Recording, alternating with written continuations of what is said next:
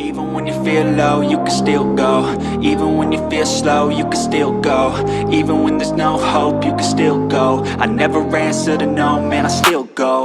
Go, go, go, go, go, go, go, go, go, go, go, go, yo, go, go, go.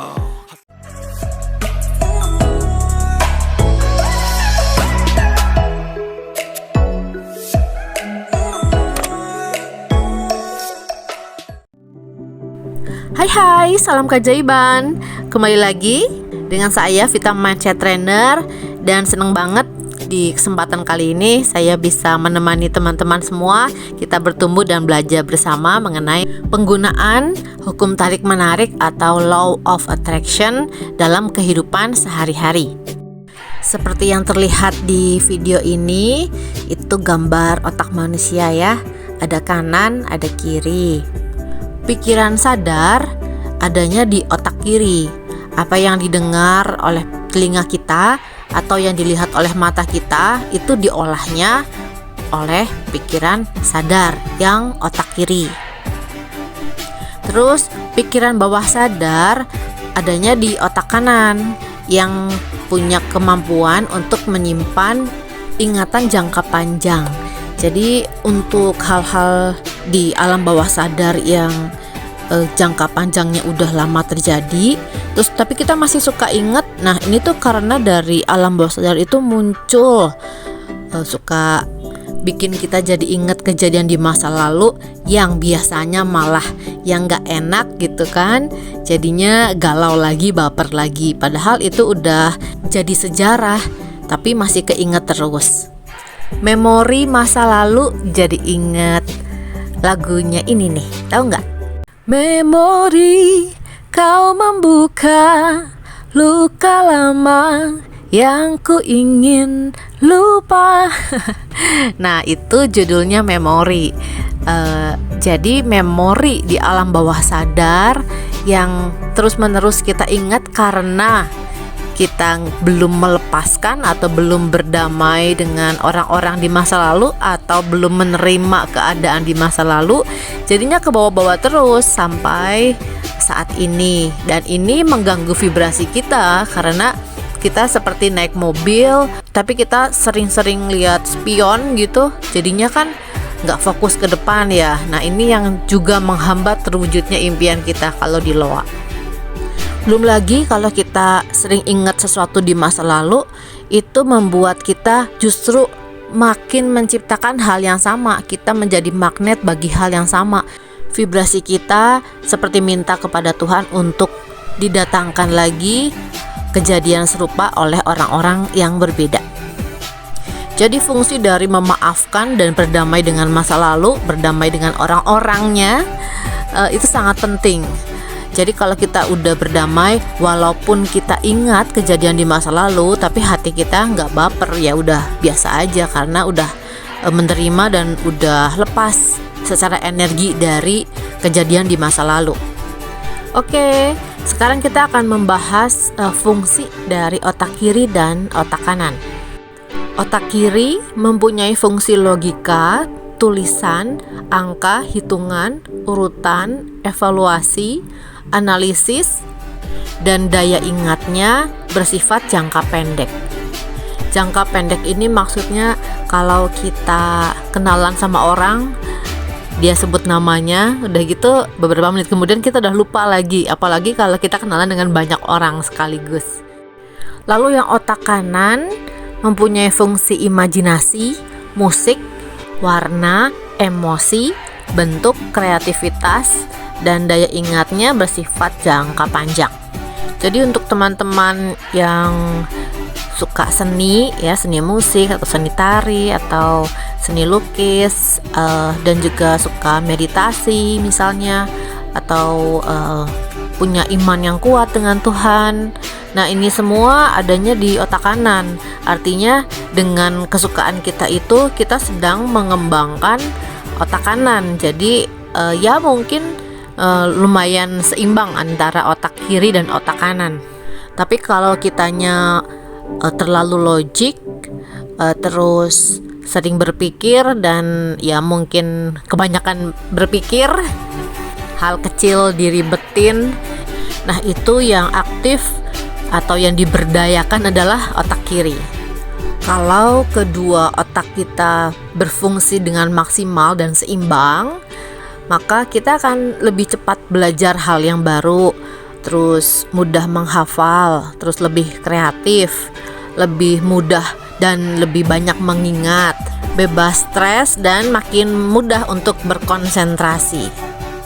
Konsentrasi ini sangat penting dalam loa.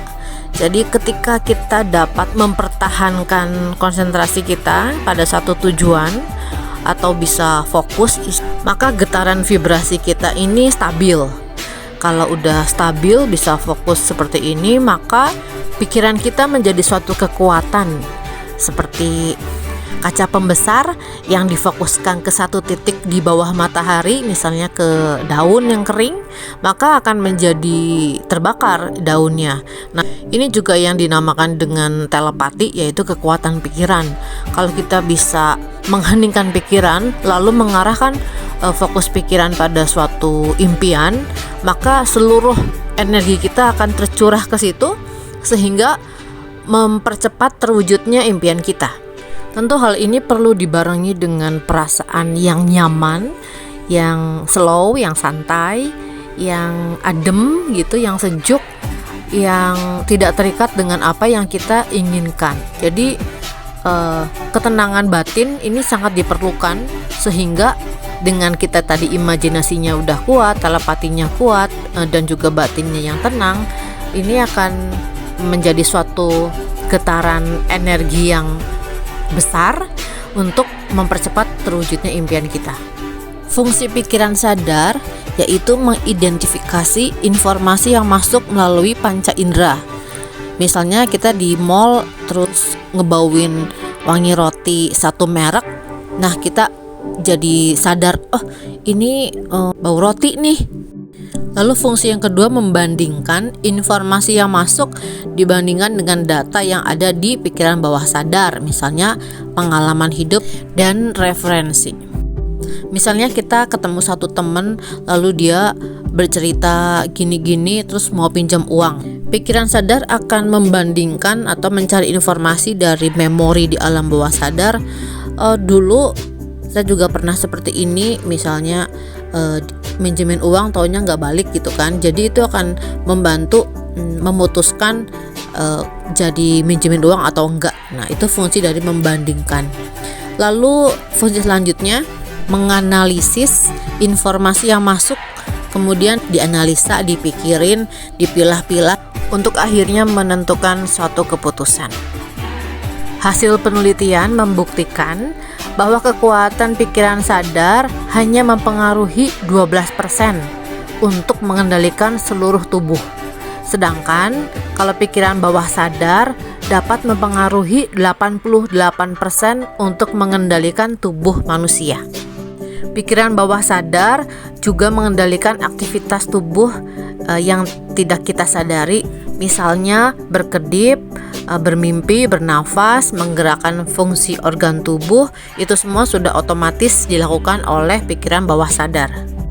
Dalam berloa, semua yang ada di alam bawah sadar kita, yaitu keyakinan yang negatif, mental block, trauma, itu semua kan letaknya di alam bawah sadar, dan itu yang mencetak kehidupan kita di masa mendatang. Jadi kalau pikiran bawah sadarnya tidak diperbaiki, maka hidup kita di masa mendatang ya akan gitu-gitu aja seperti yang kita alami sekarang. Jadi kalau cetakannya berubah atau pikiran bawah sadarnya berubah, maka kehidupan kita juga akan berubah, akan membaik. Untuk mereprogramming atau memperbaiki pola di alam bawah sadar, teman-teman bisa mengikuti kelas WhatsApp saya, Angelic Loa, selama 1 bulan, dan itu bayarnya seikhlasnya, dan kita akan banyak berdiskusi dan memperbaiki alam bawah sadar kita sehingga cetakannya, hasilnya nanti adalah hal-hal yang kita harapkan. Teman-teman, saya akan berikan satu bonus untuk teman-teman semua yang menonton sampai akhir.